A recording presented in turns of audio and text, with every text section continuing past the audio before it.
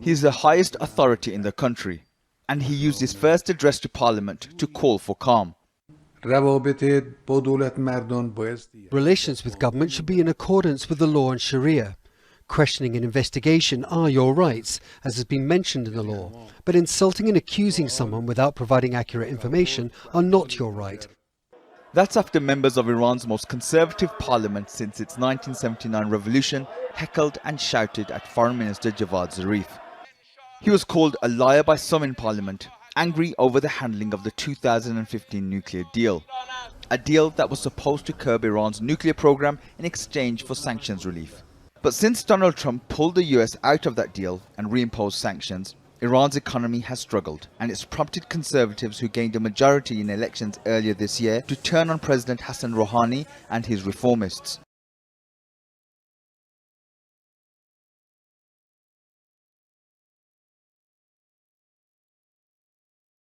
Zindzi Mandela passing away at the age of 59. The news just coming in earlier this morning. She was the daughter of Nelson Mandela and Winnie Madikizela Mandela. Good morning, Yuveka. I don't think Soweto has really heard about the news of the passing of Zindzi Mandela. Usually in an area such as Soweto, Africans, we usually believe in, going in groups to go console families when something like this, something this tragic has happened.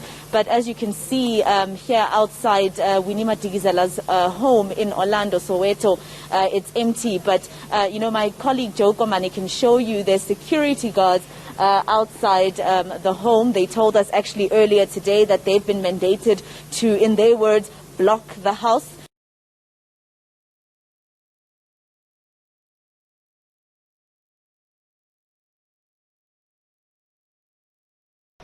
The race for the first ever Democratic primaries heated up as long queues formed in one of the hottest days of the summer.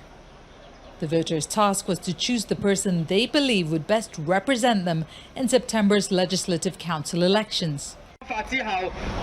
Candidates campaigned throughout the weekend, including democracy activist Joshua Wong, who is looking to run in the Legislative Council elections for the first time. He is on trial and could face jail for taking part in unauthorized protests last year. Organizers say they faced many obstacles, including a resurgence in coronavirus infections and shops and offices earmarked as ballot venues becoming unavailable in the last minute. To counter that, some district councillors hired a bus as a mobile polling station that proved popular.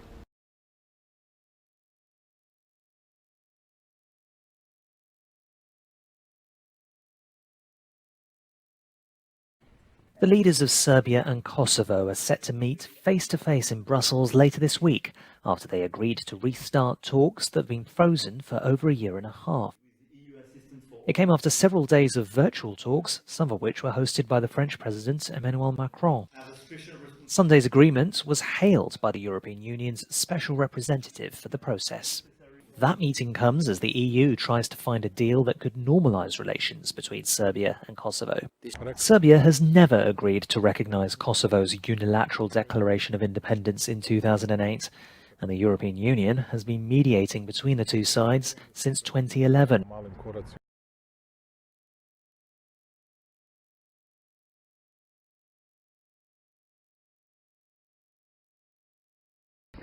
Thousands of American troops are due to leave Afghanistan by today. That's stipulated in an agreement signed with the Taliban in February. On the ground, the U.S. is actually already ahead of schedule with the reduction of personnel in Afghanistan. But U.S. officials say at least 4,000 of their soldiers will stay until after the American presidential elections in November.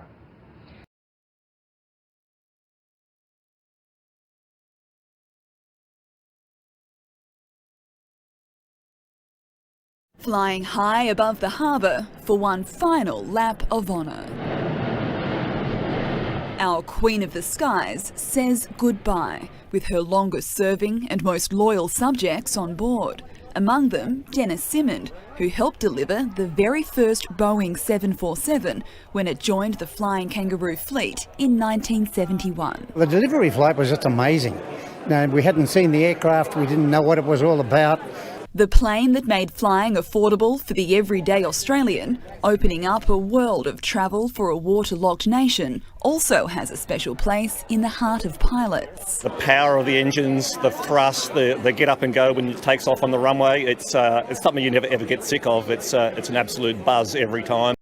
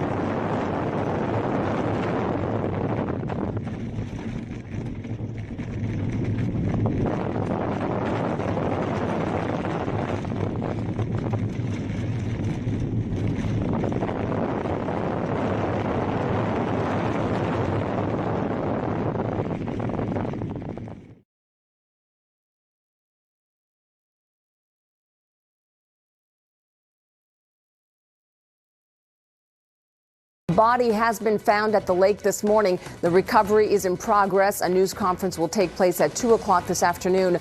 Crews have been searching for the body of actress Naya Rivera. The former Glee star had gone swimming with her young son last Wednesday. He was found alone on the boat.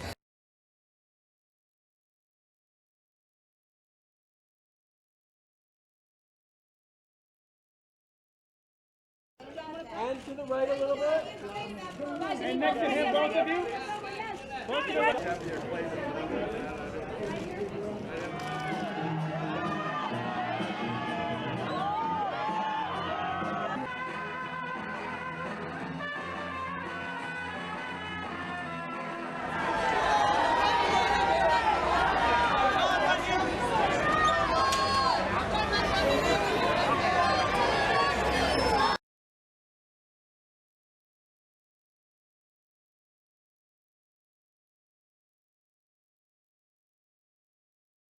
Afghanistan, where 43 people have been wounded in an attack close to the National Directorate of Security in northern Samangan province. Mohammad Siddiq Azizi, a spokesperson for the provincial governor, said gunmen opened fire after carrying out a blast. The public health department said the wounded, including 3 children and a woman, have been rushed to hospital. The Taliban have claimed responsibility for the attack and said fighting was still ongoing. Spokesperson Zabiullah Mujahid held the Samangan office responsible for recent attacks on the group. He called today's incident an act of revenge. Mujahid claimed 70 NDS members have so far been killed or wounded in the attack.